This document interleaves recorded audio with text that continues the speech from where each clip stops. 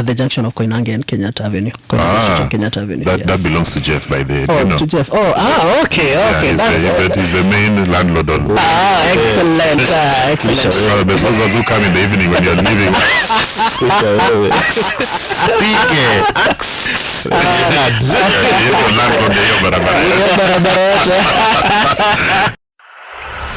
Did you listen to the Hot Breakfast this morning?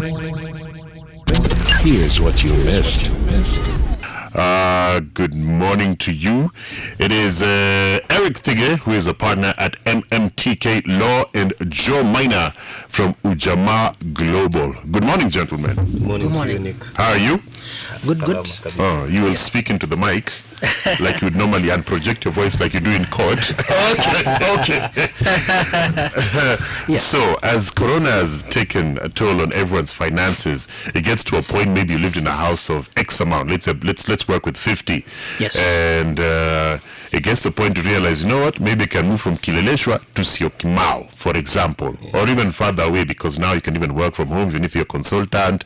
I'm on a kazi tu zako, and you want to just decrease your annual or monthly expenditure.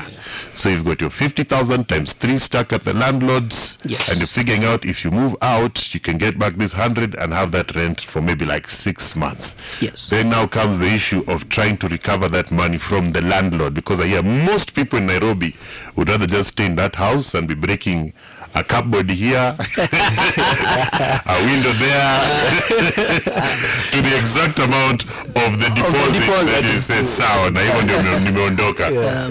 So as experts in this field, let's start from that point. How does one go about it? On that, as a tenant, you're entitled to getting a refund of your deposit, such that once you issue a notice to your landlord that you're moving out at a certain date, then on that date you're supposed to get your deposit back. The issue is that as a tenant, you have to return the premises, the house venye tu ulipata, like venye tu umesema break if you have broken a door handle, a window or something like that, you're supposed to repair it, so that once the landlord comes in, he or she gets the property as he had listed to you. The other issue is that some landlords they put their own they say they want their own people to do the repair work. Yes. So the maintenance team, their own maintenance team, they also say they have their own suppliers of let's say paint, of doors and all that, so that probably you got mahogany door when you are moving in. You don't put a lower quality door. You put those plastic things from China. Plastic things from China. So these are the things also on the part of the landlord. They want to be secure about. Yes. But other than that, you're supposed to move out once you give notice and return the premises. So the landlord now, what I've seen landlords do is that they deduct the expenses of refurbishing the house and all that, and then refund the deposit to you. Here we are just dealing with a situation where vitu kwa ground is totally different. Yes. The situation on the ground, as Eric is saying, we have this is what the law states. This is what we are supposed to be entitled to as tenants. Yes.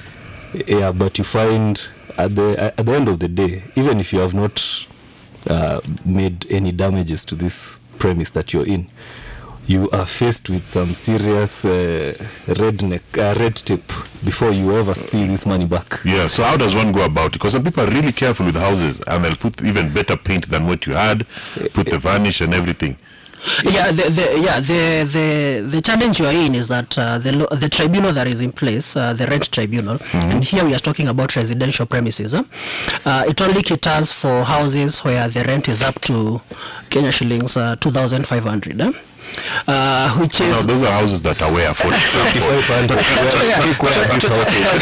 2,500. There's a tribunal. Where is this tribunal? The tribunal is at Crescent House. Crescent House is opposite Hazina, the new Hazina building that is being constructed. In town. Yeah, it's in town. Yes, Okay. yes. But all in all, so you see, most of the houses in Nairobi and also around the country are above 2,500 per month in rent. Yes. So the tribunal is not really effective in protecting tenants. So the only option now that people have to have is going to the magistrate courts, and that may take some time due to the backlog that is there. Yes. Nick, maybe to add to what Eric is saying, I believe the system as it is right now, it is very biased towards the landlords and the agents. As we, How is that? You know, if, for example, like you mentioned, the tribunal is dealing with houses that are 2,500 and below, Or 0.0025 million to make it sound a bit more expensive. So you find, I mean, if this is the case, first of all, you have to ask yourself, where are these houses? Like you've just asked, where are these houses? And then two, if such a case is there, I mean, he's mentioned backlogs. These backlogs for 2,500 shillings. Must be a whole lot of them. I mean, I believe the tribunal is not making enough noise to create awareness of what the rights of the tenants are. You know, those kind of conversations, they are not being held, or people are not being heard. If you ask anybody, almost everybody out there has a story to tell about the situation with their rogue landlords / agents. Maybe you can now break down for us the rights of the landlords, the rights of tenants in Kenya. Yeah. Maybe Eric can explain the rights of the landlords. On that one, actually, before we get to that one, you had said some tenants prefer spending more time and exhausting their deposits. The risk with that is that if you give a notice to your landlord that you're moving, let's say we are today is 15th September, you're moving out on 15th of October, and then after 15th of October you decide, hey, no, let me continue living in that house. The law provides that the rent becomes double.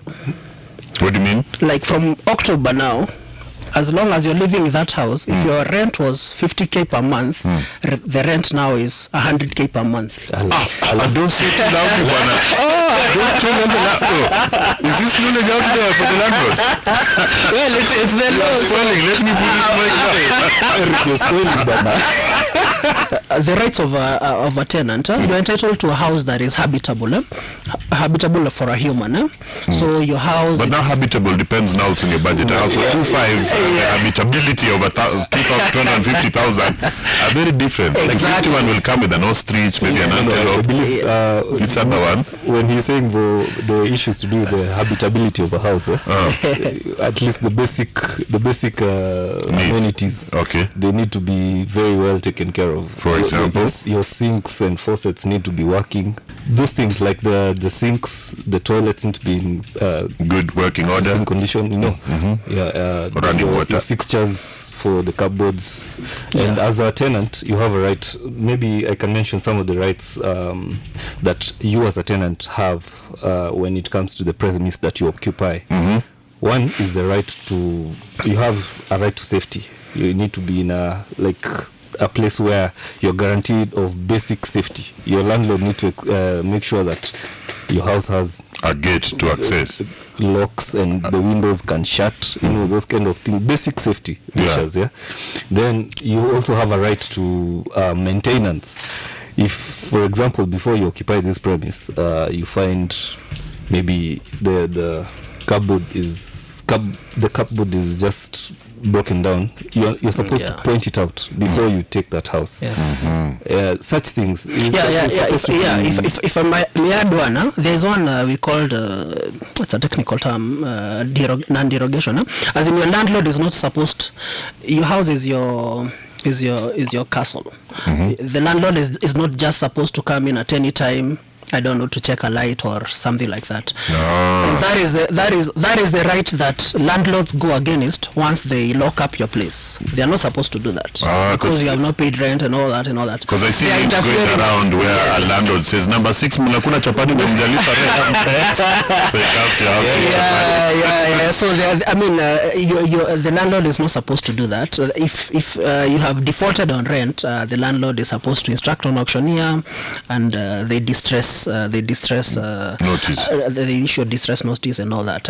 What's the process before? Because some people default. Maybe there's a regular income coming. Like now during Corona. I understand. Yeah. So does the landlord call you first? As a tenant, you have a right to get an eviction. A stay of eviction. Yeah, to be notified of eviction. Yeah. What's the process? Right. I have defaulted. As a landlord, you're supposed to notify your tenant in writing. So that you tell them, okay, this is where we are, and I expect now. You have not been forthcoming with your rent, so I'm expecting by this and this date, you to regularize your payment. Yeah, Ama. Outenager. So that's your right. The landlord knows where the tenant lives. If it's house, let's say house B14, then just write the notice physically and slip it under the door. If the tenant is not opening. Is there like a regular fee for auctioneers coming to value? And yes. It's called the Distress for Rent Act. The auctioneers are the ones who are allowed to distress for rent. So after the landlord issues you with a notice that you have defaulted, and you continue with the default, the landlord now instructs the auctioneer, so that the auctioneer can now follow up on the rent. So now the auctioneer will come to your house, and if you don't open, the auctioneer will go to court and get something we call breaking orders. That is, they'll get they'll get police assistance. Or goons. No, they have to come with, or at least the local CS has to know, and the chief. And there's no stopping them once you get. There's no stopping them. There's at that point, actually they are allowed to break in. As in, even if you have locked yourself in, they can break into the house. So now you owe rent, you auctioneer's fee plus breaking. That's why I'm saying negotiation is a better way to go. So after they get into your house, now they will look at the values. The house items that you have: sofa sets, television sets, blah blah blah blah, and list them down. They'll give you a copy of that inventory they have done. You either sign, or if you refuse to sign, and then they will go away. At that point, you're not supposed to remove any item from that house. Even after you have been given the inventory and all that, then the auctioneers will now come after, I think it's 7 days or 14 days, and now cut away the goods, carry the goods away, and now go with them to an auction place, to their place, and sell the goods. The process of auction. They auction the things, and then now, unless you can rescue them between. Until that time, you are allowed to negotiate at the auction. Now, once the goods are sold, the auctioneers pay themselves first. And now the balance is given to the landlord. The truth is, this system is not favorable. This system is not favorable to you as a tenant. Yeah. Okay. It's more favorable to your agent and your landlord. The way it is designed, it is designed in such a way that you're actually going to get the rest of the deals if should the day come that you either want to vacate the premise, or like Eric has mentioned, you are faced with some defaulted payments, and now you're facing auctioneers and those kind of things. So I believe we just need to change the conversation. It's high time. The people have been. There is even songs written about changing the conversation about on defaulting rent.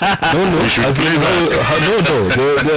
The distress of the tenants. We have like major with the landlord. We have even Noko Maju Pia. People are suffering. There's this guy called Half Pint. He's also written a song called Mr. Landlord. How did you discover this house? Did you default fault of it. Before you switch gears, you know, you said now like the auctioneer can come and take stuff from your house. And there are things that they're prohibited by law from taking in case you've defaulted. Like, can they take your clothes? No. Yeah, by law there are things that they are not supposed to do, to take away. Even tools of trade. Like what? Like my laptop is my tool of trade. Yeah, if you can prove that it's your tool of trade, they are not supposed to. Of course, if they take out, if they take your clothes, it also depends. Is it a designer coat, or it's just a shirt? So which one are they allowed to take? How will you be able to prove? Like, for example, the Nick has mentioned the laptop. Yeah, of course. Once you're given the inventory and they take the inventory, you are allowed to say, hey, don't take this laptop because this is my tool of trade. Of course, they cannot take the clothes that you're wearing. Okay, unless, again, I'm saying they are quite valuable. What if a landlord decides to terminate before contract's expiration? You know. Tell us about the contract, how you can get out of it, and if one person wants to snooker the other. Like, you see sometimes someone decides to just sell that land because someone wants to buy it and put apartments. You have a lease for 5-7 years. You don't have liquid cash. You've paid in advance for X number of months. How do you get out of that? Again, Nick, I think believe that falls under the right of eviction, to be notified of eviction, yeah? Whereby whoever who is your agent or your landlord in the premise where you stay, they are not supposed to give to come and just out of nowhere and just say, hey, you need to vacate. We are building new units here. But you know, the guy's been given an offer, he can't refuse. I know. Yeah. That is the case. Because sometimes that's the case. They are supposed to give you an express written consent. It's all about notify. You are supposed to be notified. As a tenant, you're given at least a month's notice or 2 months so that you can be able to arrange your affairs. Yeah, you can be able to have ample time to look for a new place to reside. You know, and then you can be able to take care of the whole process of like the deposits and whatnot. What happens in such cases? Basically, that's you have a right to be notified of an impending eviction. If it's a residential premises or it's a commercial premises. Because for commercial premises, it's very, very hard to get a tenant out. Oh, it's very hard. Very, very hard. Actually, landlords over there cry. Landlords over there cry every day. Because for them, the commercial premises, other than the one that I've told you about, the commercial premises, they have another tribunal, separate one. And then they deal with the rents from what amount? No, that one just for commercial. Just for commercial premises. It's called the business premises and rent tribunal. Yes. Now that one deals with business premises. So for that one, if the landlord is seeking to evict you because maybe the house is old and he has gotten a very good offer to bring up a high-rise building, then he's supposed to notify you, give you a notice and all that. But if you still feel that you are entitled, you want to continue with the tenancy, then the landlord is supposed to go to the tribunal to seek permission to terminate the tenancy and evict you and all that. Because I hear people complaining that, like, maybe they stay maybe in Dagoretti, they're told hakuna kupiga pasi after saa 9, they switch off electricity during the day, kuchota maji is a certain time. Do those people, is there a place they can seek redress or they'll be evicted? That by law is wrong. You have a right to privacy. One of your rights as a tenant is the right to privacy. So where do these people take these complaints to? The complaints you see, Nick, that's why we were saying the tribunals are many. We have many tribunals. Is there one for petty landlords? The petty landlords. These things are not favorable to you. but the magistrate courts are always there, or the high court. If the way you're saying at hakuna kupiga pasi after saa 9, that's interfering with your tenancy, and your right to privacy and also your tenancy, because you're not supposed to be interfering with my stay in my own house. I'm supposed to be as comfortable as possible. Yeah, as long as I'm paying your rent and everything, I'm entitled to peaceable enjoyment of my premises. That's the law. So even for those in Dago and the rest, I think the magistrates court are there if the rent is above 2,500, or the High Court. They will have redress over there. ELC, yeah. Maybe you can talk to us about rent increase, because that's a very sensitive subject. When can a landlord increase rent? As a tenant, you have a right to be notified on tenancy. Increment of your tenancy arrangement. Yeah. But that's how often in a year? And it's supposed to be written. It may be, mostly it normally depends on the terms of your tenancy agreement. Most of the time the increment will come after your lease imeisha, after the lease is done. That's when mostly these increments will be done. But if there is a situation whereby the increment has to be done before said time, then it's supposed again to be expressed in written format. Now so if you're like, my lease is 1 year, so after that my landlord can increase. But before he increases, he should notify you. You have a right to be notified before an impending increment, so that you can be in a position to either say no or renegotiate, And what's the rental increment that is allowed by law? In case I agree, okay, sir, I've stayed here for so long, it's been 2,000 shillings. Yeah. Now you want to increase it. Let's say the neighbors are paying 7, but me have been there so long and it's 2,000. What's the most you can increase it to? Goes back to that bifurcation between your lease. Either residential premise or commercial premise. For commercial premise, actually, you can meet in one. You can get a situation where in one building, one tenant is usually paying, as you're saying, 2K, where the rest are paying even 37K or even 50K. It's because this one who is paying 2K is protected by the law and by the business premises tribunal. Maybe he went to court and the premises, the tribunal said continue paying the 2,000. The others did not go to court, so they are kila mtu na mzigo wake. You can talk about, in the event that a tenant passes on while living in the house, what happens? Okay.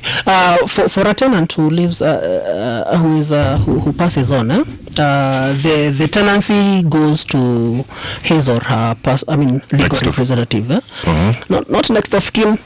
There's a legal way. The person who is supposed to be holding your estate is the one that is now becomes entitled to that house. Also, the owner can say, "Ata kama umeenda pale rent ni lazima."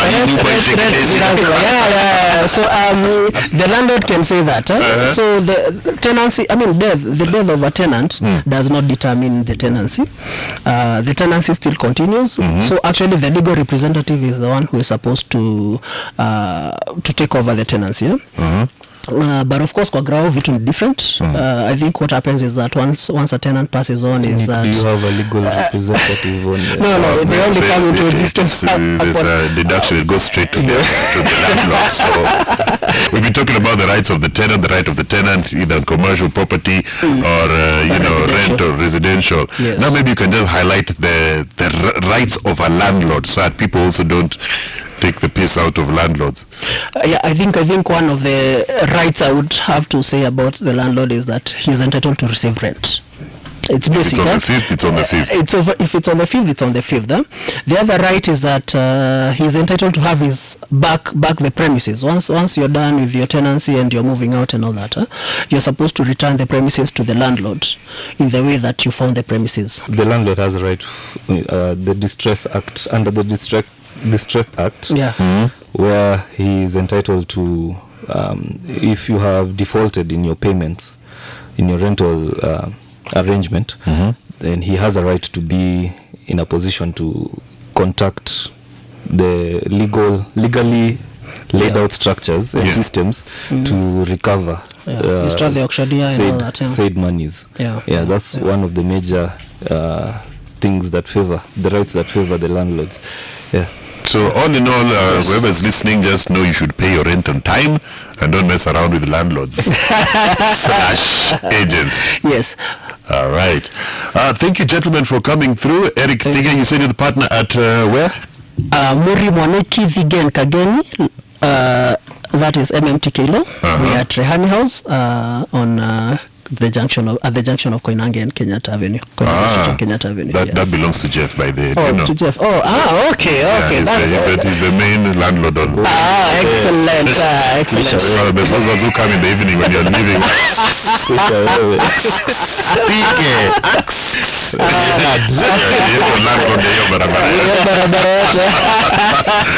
Tomorrow you'll be a peace I need you. But I'm the CEO of Matrix of Data Solutions. It's an IT company that has interest in real estate and insurance.